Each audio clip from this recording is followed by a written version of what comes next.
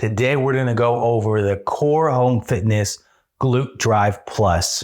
If you're in the market for an at-home option to do your glute drive, your hip thrusts, this is who it's for.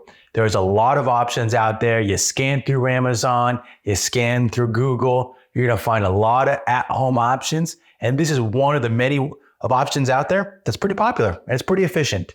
So while we roll a little bit of B-roll footage, just looking at the Glute Drive Plus, here's some specs on it. First, the price. The Glute Drive alone. So they make an option that's just the Glute Drive. That one is $299.99. The one that we're showcasing in this breakdown episode is the Glute Drive Plus. That one is $349.99. I believe they usually have a coupon available for signing up for the newsletter list. And throughout the year, they run a couple promotions as well. In total, this thing weighs about 58 pounds, but it does have wheels on it so that you can transport it and move it around. Unboxed, it's about 63 inches long. Height-wise, it says it's about 28 inches. I would say that length-wise, it's kind of hefty in terms of how long it is from top to bottom. But with the wheels, it does make it easy. This does come with its own resistance band. So I'll show that in a bit, how you put those on. But resistance-wise, it comes with a light, medium, and 2 heavy bands, which according to their website and to the manual, it totals about 180 pounds, so 90 pounds per side. And this one you strap in with a belt that you put around your hip to perform the movement. In the specs, I mentioned that they have a Glute Drive and a Glute Drive Plus.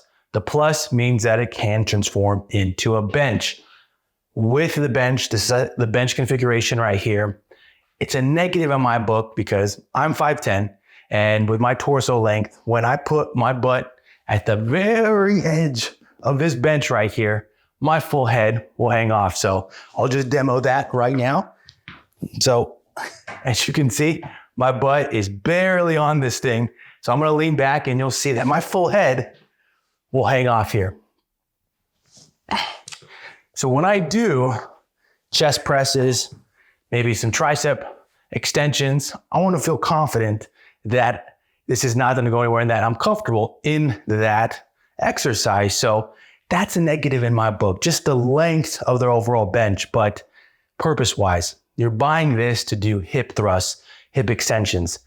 The next negative I'm going to jump into here is the max resistance or the max load that you can put into the glute drive. So I moved this into the glute drive configuration, which is not that hard, and that's going to be coming up in just a bit.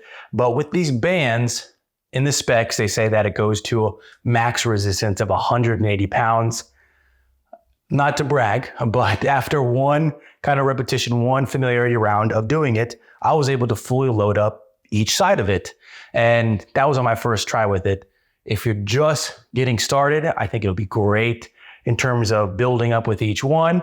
But there's going to become a point when you want more load, you want to be able to train different goals, and you might find yourself wanting more resistance. And with the bands they provide, you might not be getting that. So that's going to be a negative in my book. In terms of ease though, it's pretty easy to put these babies on. All you do is you take one end, you wrap it around one, and you bring it down to the other side. Pretty simple there to load this baby up. And I'm sure there's bands on the markets that you can find at the moment.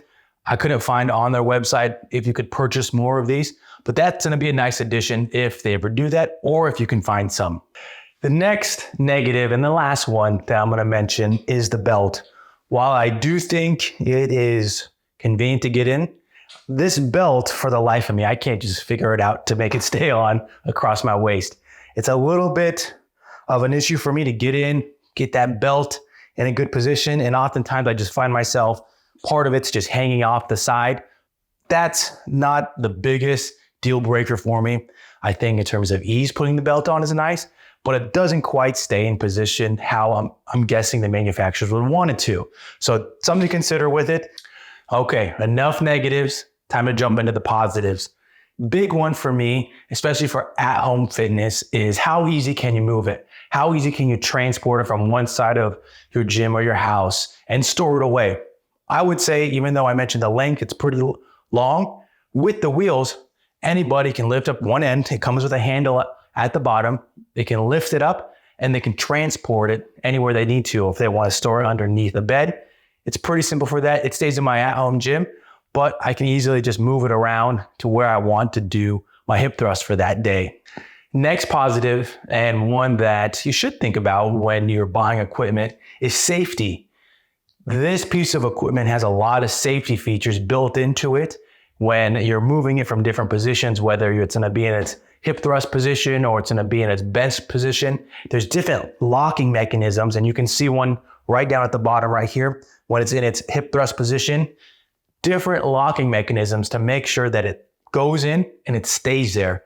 Whenever you're doing any exercise, you want to make sure that you feel safe and that it's not going to break on you, especially when you're loading things up.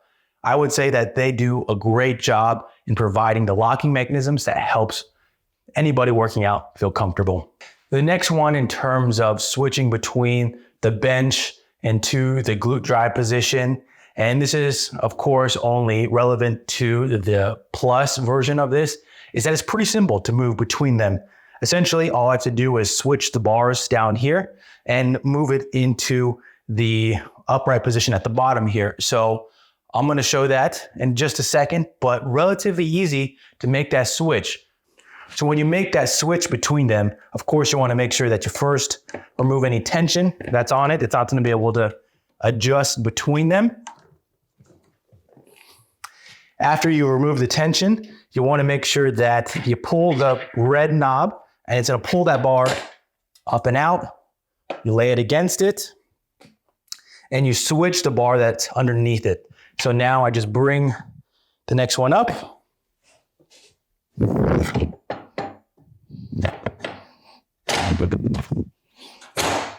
Lock it in place. And at the bottom, there is another piece that folds away, and you lock that one in. The last positive, and probably the most important one, is the motion. Is it easy to do the hip extension movement? If you're buying one of these, a Glute Drive Plus, is it going to be relevant to your goal? Building those glutes, building any type of posterior strength. That's the key there. And in my opinion, I would say yes. This is one of the easier motions for glute drive, hip thrust. I would say that I've tried a good amount of them on the market, and I'd put it up there, especially for an at-home option that you can load up and that you can perform this movement during your programming at home, convenience-wise. It's definitely up there for me. So last piece of this breakdown is my recommendation. Would I recommend this for somebody looking to buy an at-home glute drive? Yes, I would say that this is a solid option. You want to make sure that you check what the sale is, if there's one. Make sure that the load and all the things I went over in this breakdown are applicable for you. My personal issue of the load and maxing that out, that's my own.